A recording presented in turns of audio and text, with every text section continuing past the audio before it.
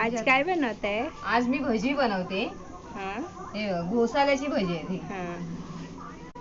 गोशाल्याला English मध्ये काय sponge बोलतात त्याला. Sponge good. हाँ और हिंदी में उसको नेनुआ बोलते हैं।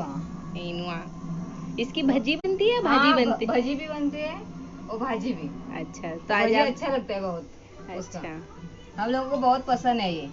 अच्छा अभी उसका ऊपर का छिलका निकालने का, ये देखो ऐसा,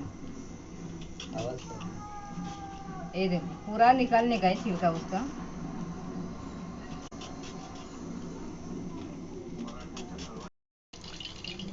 अभी देखो मैं छिला है, ये अभी धो रही है। देखो ये देखो पानी से पूरा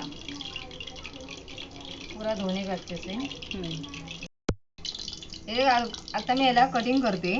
हे बघ बारीक बारीक कट कर। हा बारीक बारीक कटिंग करते। आणि ही भजी कुठल्याही हॉटेलमध्ये किंवा रेसिपी याच्यामध्ये कशामध्ये कुठेही भेटत नाही हॉटेलमध्ये वगैरे। तर ही भजी वेगळीच आहे। सगळीकडे कांदा भजी, बटाटा भजी, मिरची भजी हे सगळे भेटतात आहे, पण ही भजी हॉटेलमध्ये भेटतच आहे, रेसॉर्टमध्ये पण भेटत नाहीये। ही घरच्या घरीच बनवायची आणि खूप सुंदर लागतात खायला। हे देवा पूर्ण कटिंग केलंय मी। ही भजी खूप खायला टेस्टी आणि एवढी सुंदर लागतात खायला ना।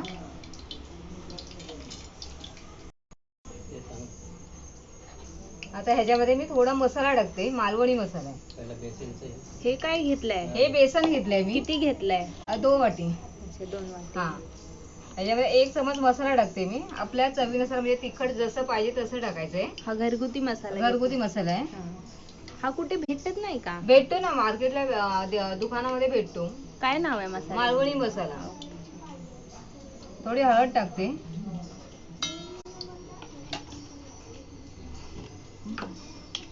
चवीनुसार मीठ टाकायचंय। हे बघा मीठ टाकून जरा त्याला थोडं हलका पाणी टाकून थोडं पाणी टाकायचं आणि भिजवायचंय। जेवढं आपल्याला हे घट्ट पाहिजे तसं, पण घट्टच राहायला पाहिजे ना? हा घट्टच राहायला पाहिजे की त्याला असं चिपकायला पाहिजे ना पीठ। पातळ केलं। आता हे पीठ भिजवलं मी, हे बघा असं भिजवून घ्यायचं। कसं माहित पडणार? ते आपल्याला अंदाजाने बरोबर कळतं ते। अच्छा एवढंच घट्ट पाहिजे? हा एवढंच। आता त्याच्यामध्ये मी टेस्ट करून बघितलंय का? हो टेस्ट करून बघितलंय, व्यवस्थित आहे तो। आता एक मी काटलेले हे टाकते पूर्ण ह्याच्यामध्ये। ये फ्लैश लाइट की वजह से उसका कलर ही चेंज दिख हाँ रहा है। कलर चेंज हुआ है। इधर क्या रखा आपने? हे तेल ठेवलंय मी गरम करत। कौन सा तेल? शेंगदाण्याचं तेल आहे। अच्छा ये गरम हो गया ना? हा गरम झालं। आता हे त्याच्यामध्ये मी हे थोडं जास्त टाकायचं नाही, जास्त टाकले का चिपकतात ते एकामेकाला। अच्छा आणि हळू हळू टाकायचं? हा हळू टाकायचं, नाहीतर तेल उडेल ना आपल्यावर। खूप सोपी रेसिपी, हा कोणी सोपी पण आहे, बनवू खूप सोपी आहे। शकता। हा शेंगदाण्याच्या तेलामध्ये हे बघा शेंगदाण्याच्या तेलामध्ये घोसाळीची भजी बनवली ती बघा। व्यवस्थित फ्राय करावे लागतात ते। 1-1 मिनिटं लागते? 1-1 मिनिटच लागते, जास्त नाही फ्राय करायची, कारण जास्त केल्यावर जळतात ते। हे बघा किती छान झाले, सुंदर एकदम। हे बघा ते बटाटा वड्यासारखी दिसतं ते। असं वाटतंय मिनी बटाटा वडे बनवलंय। हे बघा गॅस थोडा स्लो करायचा, कारण तेल तापलाय, नाही तर जळणार। हा ते जळून जाईल पूर्ण, नाही तर। हे बघा हे झालंय, आता मी हे काढते पूर्ण। हे बघा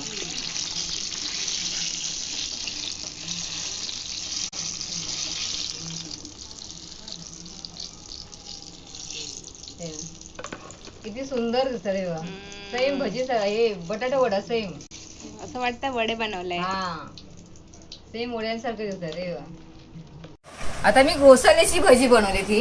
हे बघा ही घोसाळ्याची भजी किती सॉफ्ट आहेत बघा। हे बघा बाहेरची कुरकुरी आणि आतमध्ये नरम। नरम। हे घोसाळ्याची भजी बघा किती खायला पण सुंदर असतात। हे बघा दोन्ही साईडनी बघा। आणि हा थँक्यू माझा व्हिडिओ बघितल्याबद्दल, नवीन व्हिडिओ बघितल्याबद्दल। परत मी तुम्हाला ही रेसिपी दाखवणार। फिर से मिलेंगे हम एक नए वीडियो में, हम नया वीडियो के साथ। ओके बाय, अपना Bye. ध्यान रखे, अपना ध्यान रखो और मुझे फॉलो फॉलो करो, सब्सक्राइब करो, कमेंट करो.